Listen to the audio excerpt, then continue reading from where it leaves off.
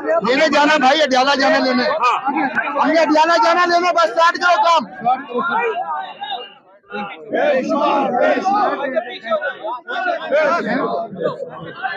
बिस्मिल्लाहिर्रहमानिर्रहीम।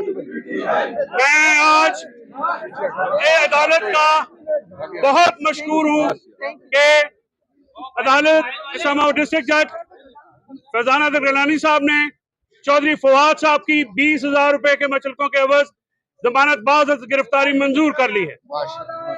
मैं इस सारी जद्दोजहद में बहुत मशकूर हूँ डॉक्टर बाबर अमान साहब का, जिन्होंने जिस खूबसूरती से ये केस लड़ा, जिस बहादुरी से लड़ा, जिस दलेरी से लड़ा, हम इनके मकरूज हैं।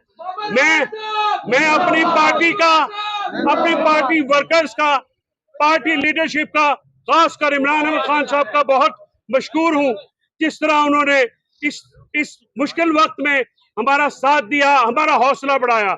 हमारे हल्के के अवाम, हमारे अजीज, हमारे दोस्त, जो कि पिछले 6 दिनों से बगैर बुलाए, चाहे गर्मी हो, सर्दी हो, बारिश हो, धूप हो, इस कड़ाके की ठंड में हमारे साथ लगे रहे, मैं उनका भी फर्दन मशकूर हूँ। मेरे पास ऐसे अल्फाज नहीं हैं जिनसे मैं आप सबका शुक्रिया अदा कर सकूं।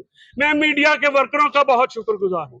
मैं मीडिया के टेक्निकल वर्कर्स का, कैमरामैन का, रिपोर्टर्स का बहुत शुक्रगुजार हूँ। मैं उन मीडिया के जो एंकर हजरात हैं, मैं उनका बहुत मशकूर हूँ। मैं अपोजिशन से जो आवाजें फवाद साहब के लिए उठी हैं, मैं उनका बहुत मशकूर हूँ। जिस तरह से एक बगावत का मुकदमा एक स्पीच देने पे लगाया गया, ये एक सियासी इंतकाम की बदतरीन मिसाल थी। लंदन से आने वाली हदायत पे जिस तरह फवाद चौधरी साहब को अरेस्ट करके ये समझा गया कि पीटीआई या उनका खानदान जो है वो टूट जाएगा और पीटीआई से वाबस्ता नहीं रहेगा।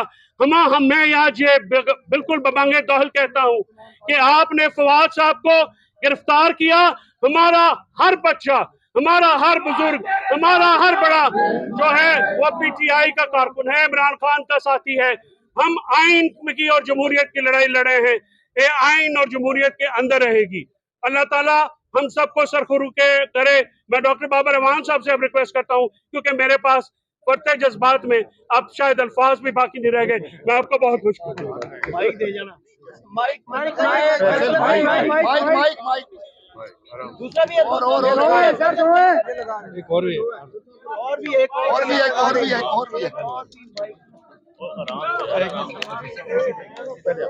किसका आ गया?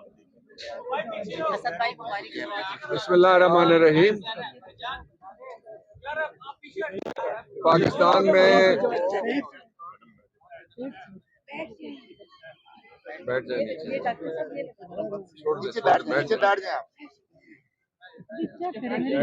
पाकिस्तान में पहली दफा जिस तरह से मैंने आइन की बेतौकीरी देखी, इंसानी हकूक की बेतौकीरी देखी, पार्लियामेंट की बेतौकीरी देखी और पुलिस वालों के हाथों सिर्फ शहरियों की नहीं अदालतों की भी बेतौकीरी देखी, उस पे पूरा पाकिस्तान इमरान खान के इस मौक़िफ़ की सच्चाई के पीछे खड़ा हो गया है कि पाकिस्तान में रूल ऑफ लॉ के बगैर पाकिस्तान आगे नहीं बढ़ सकेगा।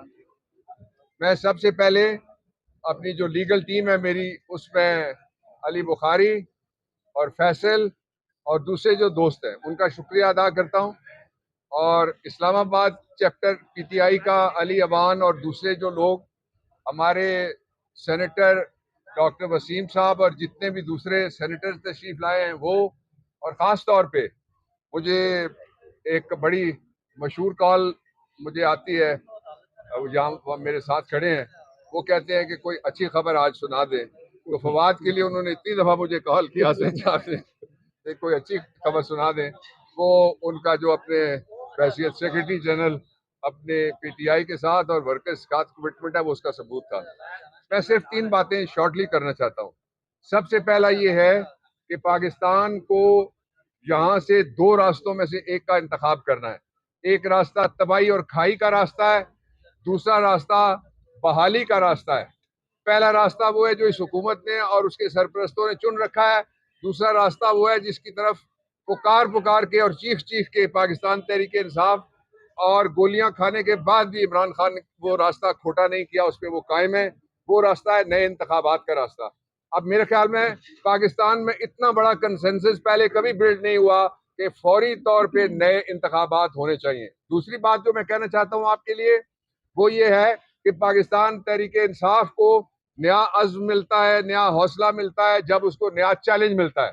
इसलिए कि जिंदा कौमों की जो लीडरशिप होती है वो चैलेंजेस के जरिए से कौम को दुरुस्त रास्ते पे लगाती है, और हमारा जो खिलाड़ी है वो कप्तान भी है, इसलिए वो चैलेंजेस मिलते रहेंगे। हमें कोई परवाह नहीं है किसी चैलेंज की। एक मैं आपको बता सकता हूँ बात जो वो मैं पूरे आपको खुलूस दिल से बताना चाहता हूँ, वो ये है कि इंशाअल्लाह इस जालिम निजाम से आपकी जान छूटने वाली है और इमरान खान वापस आने वाला है, इंशाअल्लाह वापस आने वाला है। आखिरी बात यह है, इससे पहले कि मैं असद साहब से कहूँ कि वो बात करें, आखिरी बात यह है कि पाकिस्तान तहरीक इंसाफ का एक एक कारकुन उस इज्जत और एहतराम के काबिल है जो हमें जज्बा देता है कि हम खड़े भी रहते हैं, लड़ते भी हैं, आगे भी बढ़ते हैं। हमें पता है कि हमारे साथ पाकिस्तान की 65% यूथ खड़ी है और वो यूथ पाकिस्तान का असल मुस्तकबिल है जो पाकिस्तान को इलेक्शन की तरफ भेजेगा।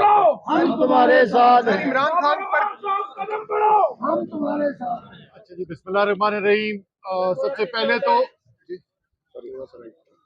सबसे पहले तो मैं बाबर अवान साहब आपको, आपकी जो बाकी मामलत कर रहे थे, फैसल, अली बुखारी वाला और पूरी लीगल टीम को मुबारकबाद देना चाहता हूँ।